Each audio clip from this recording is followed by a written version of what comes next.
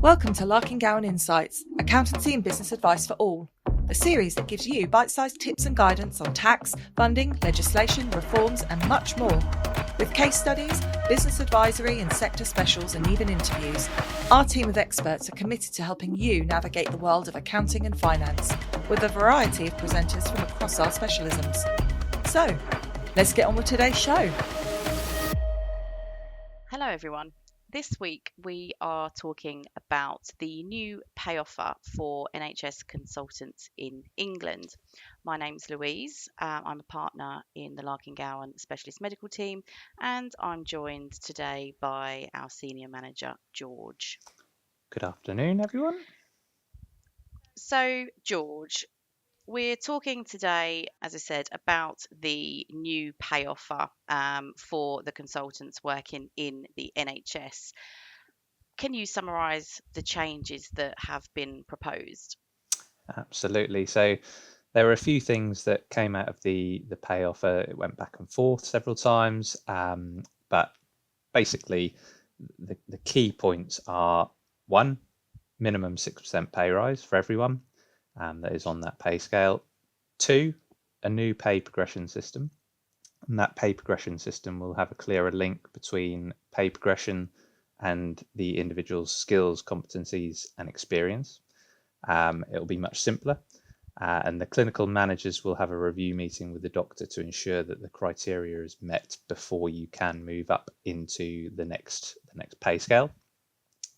Once that pay progression has been approved, the manager will then complete their action on the NHS pay systems, and what will happen, because obviously this is a new pay system, new pay progression system, there will be guidance which will be developed and it will be provided to employers to help support them through the change so that it can be simplified as much as possible. The third change that was announced in the new pay offer is changes to the Clinical Excellence Award schemes. And the final major change is to do with the Doctors and Dentists Review Body. So this is the body which effectively works with the government to agree the pay offers. The changes that will come into place will apply from the 25-26 pay year, so not from the current pay year, but from next year. The process for appointing those members which are on the DDRB will be slightly different. The people that are on the DDRB must be people of authority with a range of appropriate experience. So, for example, I couldn't be on that DDRB because I don't have the appropriate experience. And in order to attract the people with the right experience, they're going to increase the compensation. So people will be compensated at a greater rate for being members of the DDRB, which will hopefully mean that the right people will get onto that body. And in order to effectively give you guys as consultants a better pay offer each year. The third thing, which will apply from the DDRB perspective, is the timetable. So at the moment, timetables for consultant pay offers are generally quite slow, as proven by the fact that we've been announced, or we've had the 24-25 pay announcement or pay agreement reached fairly recently.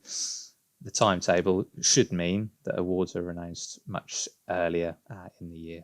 So you mentioned there the Clinical Excellence Awards. They can be quite valuable to individuals previously, but what we've often seen is actually it's not always beneficial for them to accept them, which seems pretty backwards.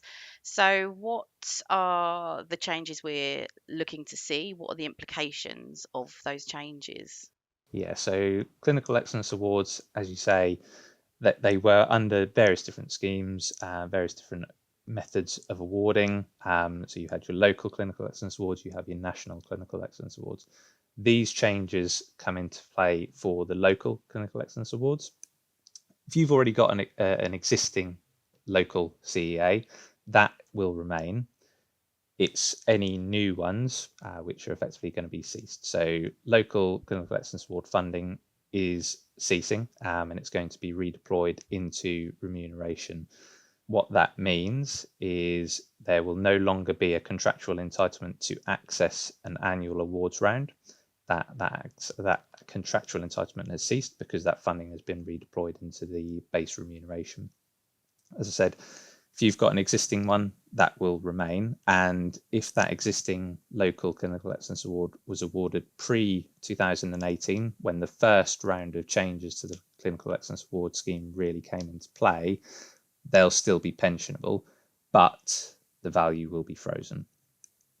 So no changes to any national awards. We're No. just purely looking at local. Spot on, yeah. So your gold, silver, and bronze awards, your national CEA awards, will continue to be available as normal.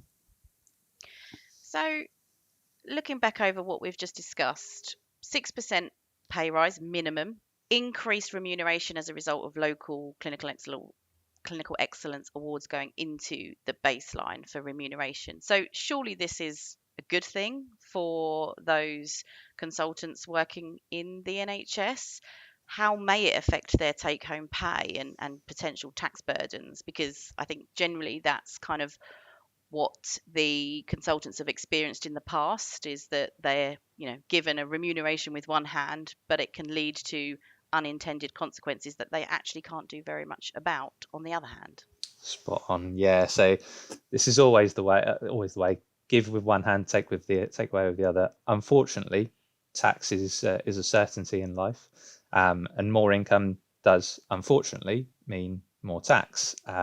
So if you're looking at the take-home pay and the tax burdens for consultants, you will be paying more tax as a result of increasing the amount of earnings you have, as will also your national insurance contributions.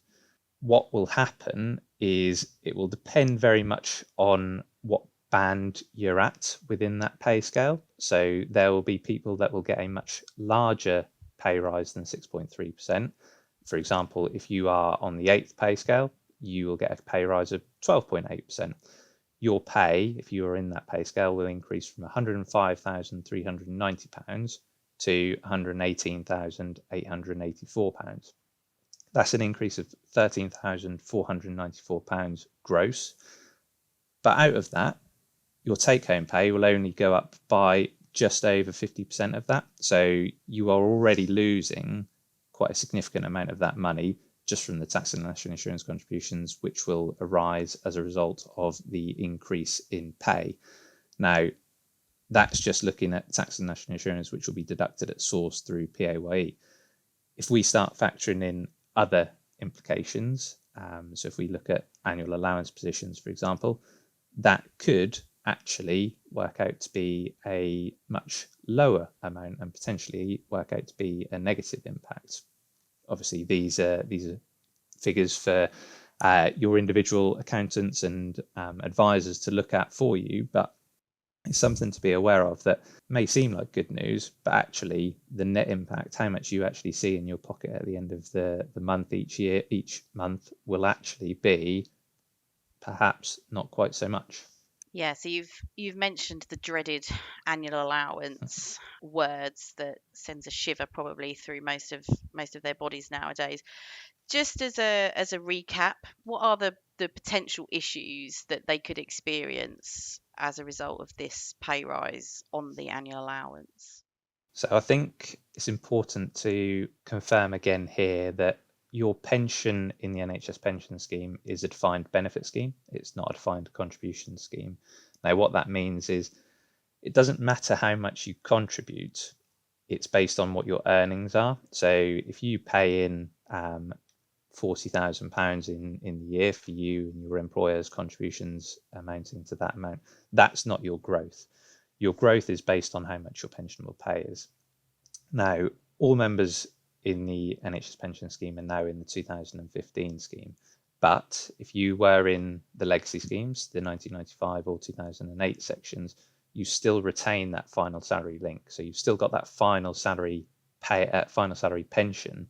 And with that, if your pension continues to be linked to the final salary, as you can imagine, an increase in pensionable pay as a result of a new pay offer, will also trigger an increase in your 1995 or 2008 pension schemes. So typically, where you are moving up in gradual increments, it doesn't cause an issue within those historic schemes. If you have a large pay rise, then that can be where those issues do materialise. So a large pay rise can potentially lead to quite significant pension input amounts within the 1995 or 2008 sections, plus you've then got your pension input amount arising from the 2015 schemes. So, as I said before, there is potential that there will be quite a few people which will be hampered by annual allowance charges, particularly if you are on certain pay scales where your growth in pay is actually more than the 6.3% agreed pay minimum pay rise. But there's also a further impact factor in here. Because this pay rise has taken so long to be agreed and was due to come into effect from January 2024, that pay rise is now not going to hit people's pay packets until within 24-25.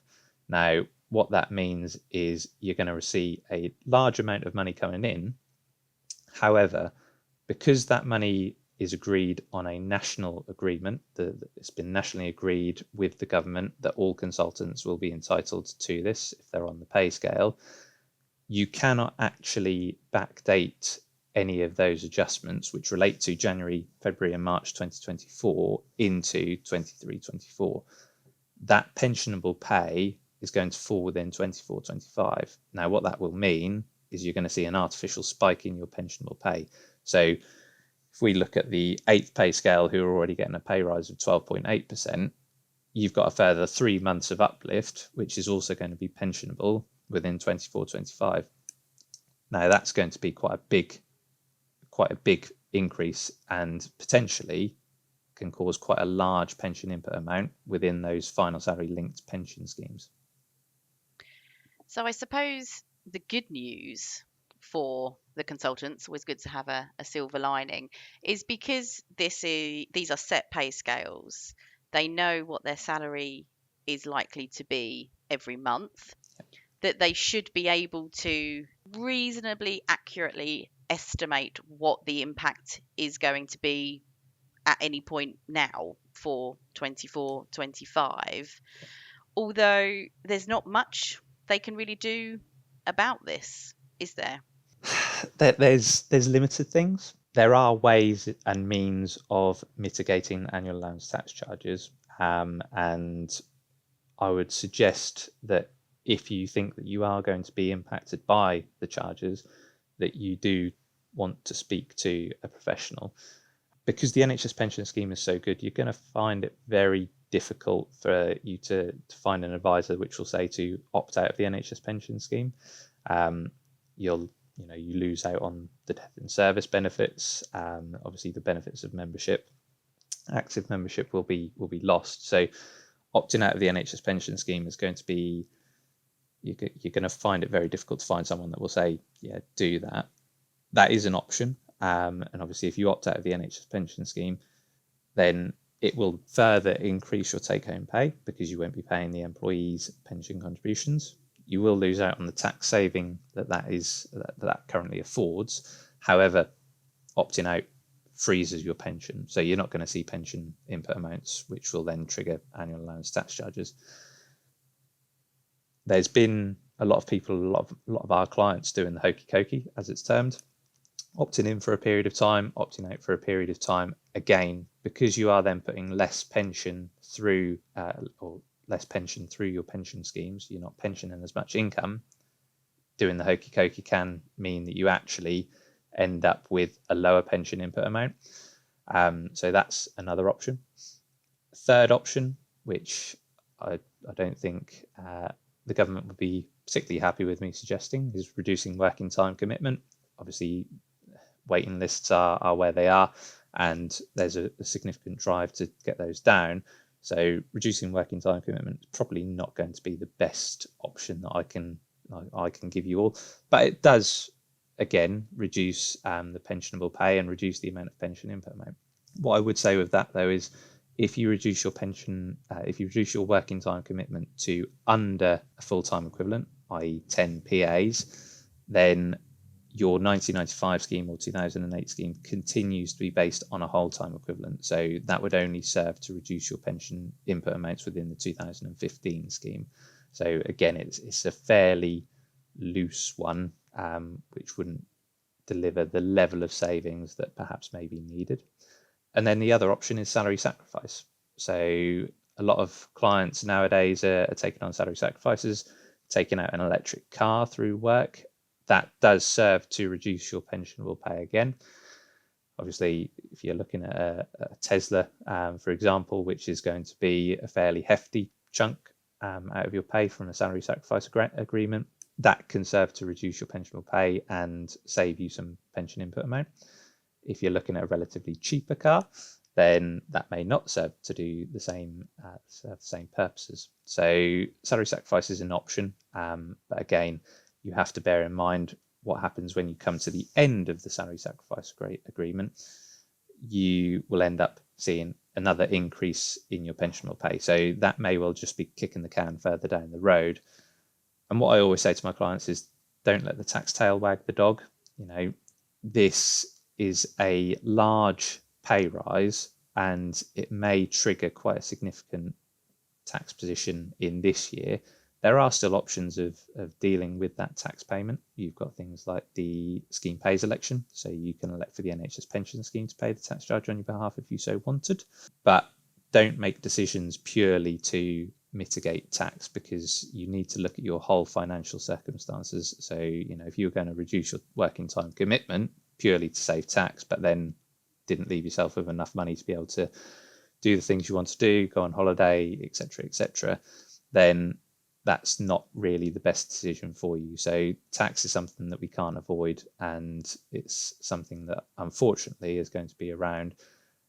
But don't make decisions purely to try and save it. There are ways and means of doing it, but perhaps just have a think about it. And this is where it comes back to speaking to a professional advisor. Yeah, and I think just to add kind of on the salary sacrifice element, thinking about the non-tax implications, that because you are giving up a proportion of your salary, if you go to remortgage, take out a new mortgage, things that need proof of earnings. Yeah. If you've got a salary sacrifice, you are going to be showing a lower salary. So again, it's those non kind of tax implications that refers back to your point of not letting the tax tail wag the dog. It's taken a real holistic view of all of this.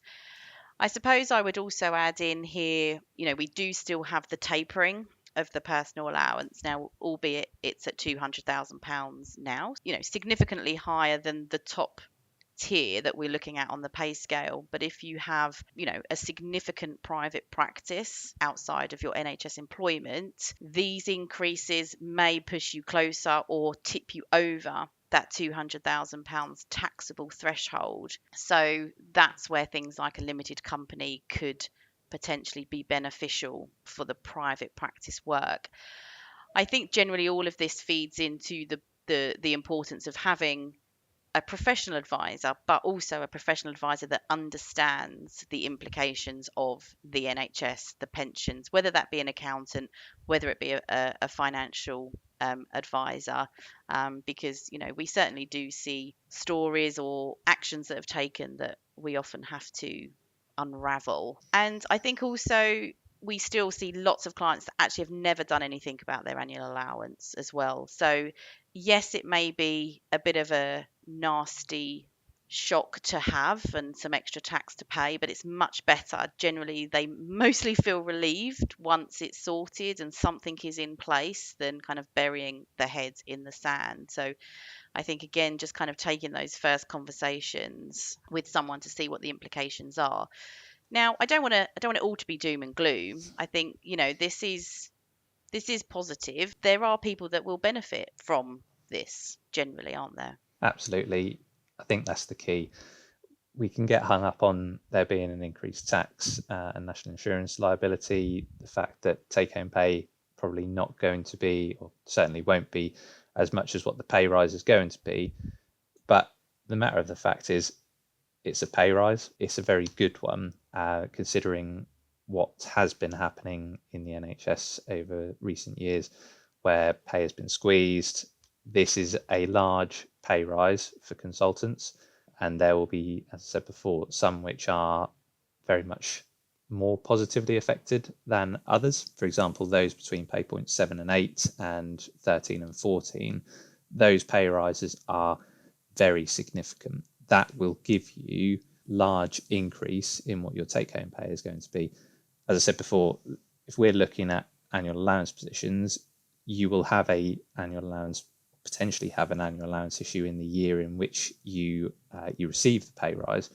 Future years after that, you've already felt the effect of that. So the likelihood of then suffering further annual allowance issues is very much reduced. I don't know about you, but I would very much like to have more money available to myself in my own pocket. And this certainly enables that. So, as I said, most people will see this as a benefit. And that's not to say, they might not have unused allowances from the past 3 years, because you tend to be fixed on a certain scale for a period of time. So the growth in those years may be minimal. And with the increase in the pensionable pay is the increase in the pension. And as you said, it's still a very good pension to be in. It's low risk.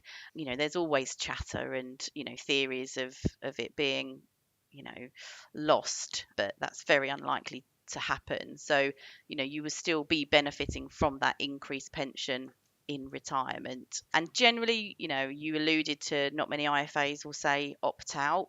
And the reason being, even if you have charge after charge after charge, you scheme pay it, you tend to still be better off in the pension scheme overall once you factor in the increased pension. Now, as if we can forget, we've just had a new government, so we don't expect anything to change. This has already been agreed and put out in the public domain. But I guess we never know is really just the kind of disclaimer to add in there, isn't it? Yeah, absolutely. And obviously there's ongoing discussions with junior doctors, whether that will feed into the consultants or not. But who knows? It's a new government and they're always looking for ways to change things, shake up, make a few shake-ups, etc. So yeah, it's going to be an interesting time, certainly. Absolutely. So, moral of the story, we have minimum 6% pay rise coming in. There may be winners, there may be losers.